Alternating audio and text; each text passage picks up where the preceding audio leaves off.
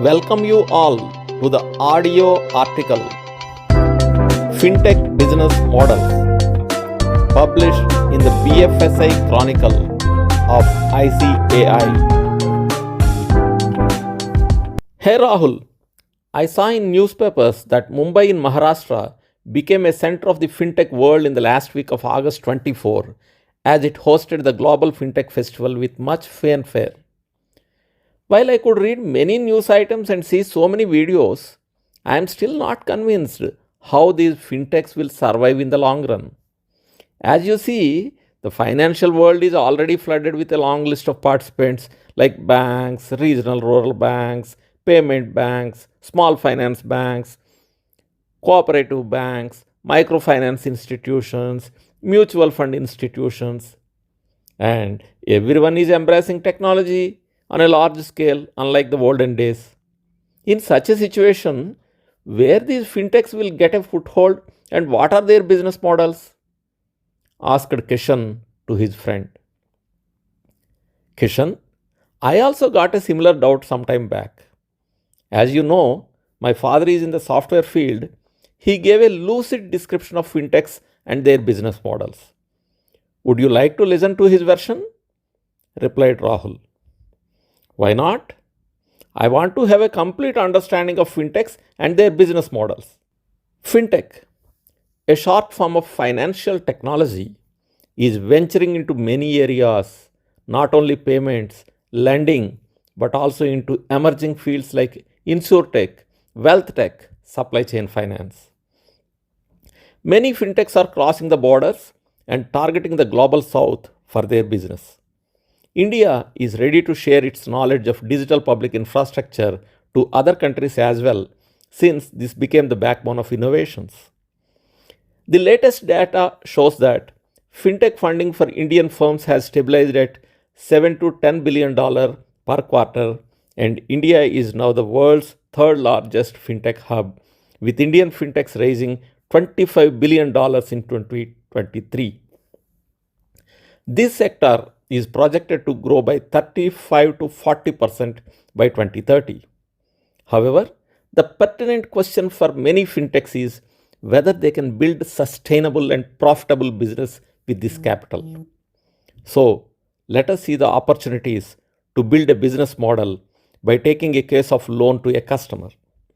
As per traditional banking, once a customer approaches any banking institution for a loan, his credentials by way of KYC, CIBIL score, eligibility, loan amount, security offered, etc. will be verified. If one or the other doesn't fit the criteria, then getting a loan will be difficult. Here, fintechs are coming up with two types of innovations. One, supporting the banking institutions by providing various integrations. For example, creating simplified KYC solutions where the necessary integrations with various organizations can be arranged for online check, creating rule engines to arrive at the loan eligibility, loan amount, etc. In this case, fintechs will be collaborating with outside agencies and support the banking institutions by way of innovations. Still, it goes in the traditional banking way only. The other innovation comes in where the customer will not fit into the regular criteria. For example, when the customer does not fit in a regular credit score, fintechs are coming up with alternative credit scoring models, performing transaction analysis, encouraging small ticket loans at low cost, and also peer-to-peer lending. Let us discuss them one by one. Alternative credit scoring. Many self-employed individuals who possess a regular income but fail to meet the criteria employed in traditional bank loan assessments. Fintechs, which specialize in credit ratings such as Nova Credit, aggregate global credit bureau and bank transaction data, thus helping the lenders and businesses to see borrowers in a new light. They help global citizens to apply for financial services in their new home using their credit history from their country of origin. Using technology that translates international credit data into a local equivalent score, they are currently serving individuals coming from Australia, Canada, India to get loans in the US. They are adopting innovative methodologies by bringing alternative data indicators, including social attributes and percentile rankings within analogous borrower demographics. The inclusion of these qualitative variables in conjunction with sophisticated and adaptive algorithms has the potential to enhance the quality of lending determination over a period of time. Transaction analysis. Data became an important resource, and its analysis will yield profound insights into customer preferences and requirements. Fintechs operating in the transaction analysis domain are coming up with innovative products such as expense management applications, type of credits coming into the account over a period of time to aggregate customer data, subsequently cross-referencing this information with broader data sets to evaluate customers' potential to fulfill repayment obligations. The operational model adopted by these fintechs is fee-based, typically deriving revenue from the number of analyses carried out on the customer data on behalf of the lender. Business rule engine. Some fintechs are facilitating creation of business rule engines for financial institutions. Taking the criteria and requirements for providing a loan, the business rule engine will be designed in such a way that by inputting the key details of the customer, the engine will utilize the algorithms and come up with go, no-go criteria.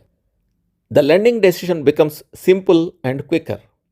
The same type of engines can be used by alternative lenders as well to arrive at a credit decision and offer loans to customers. Small ticket loans.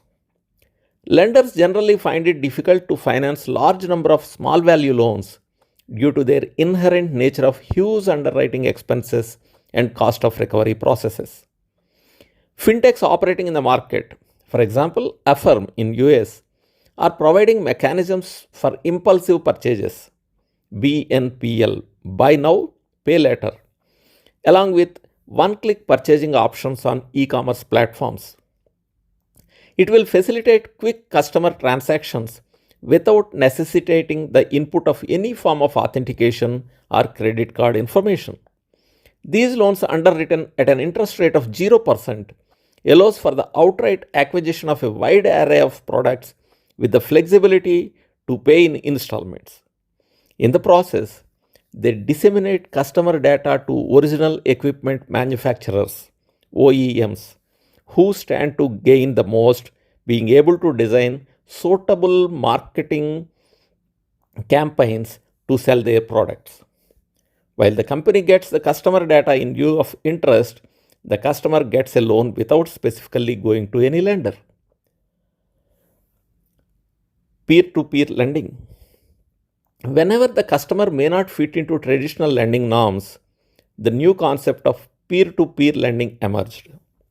This refers to the practice whereby an individual secures finance from other individuals. Correspondingly, peer-to-business (P2B) lending occurs when a business obtains capital from one or more individuals. While the customer gets loans through this process, the lenders or investors get enhanced returns compared to those available in traditional debt markets by enabling the allocation of funds to borrowers who are pre-approved and thoroughly vetted by these fintechs. These fintechs, like Funding Circle, establish web platforms designed to connect borrowers with lenders, generally levying a fee on the repayments made by borrowers. Thus, the initiation of credit scores, risk assessment, and credit evaluation are being leveraged by fintechs to provide diverse offerings of traditional banking institutions, thereby transforming the established business paradigms in the financial segment. According to Mr. Ravi Shankar, Deputy Governor of RBI, these fintech companies have yet to establish the trust that stems from being licensed, regulated, and having a proven track record. Speaking at the Global Fintech Fest of 2024, he noted that fintech firms are largely not licensed by a regulator making it even more crucial for them to prove that they can operate responsibly and earn public trust. This is something that is built over time, requiring continuous and consistent behavior that evokes trust. Kishan, this is in a nutshell what my father told me about fintechs. Maybe I will explore more information from him and share it with you from time to time. Thank you, Rahul. This information helped me to understand the nuances of fintechs. Fintech, what next? At the end of the Global Fintech Fest, RBI Governor Mr. Sakti Kanta Das said that India is on the brink of a transformation, with technology expected to drive the fulfillment of every citizen's aspirations. He said that from mobile banking and digital innovations to AI driven lending and blockchain innovations, the fintech ecosystem is continually evolving to meet the diverse needs of India's expanding economy. Thank you for listening to the article.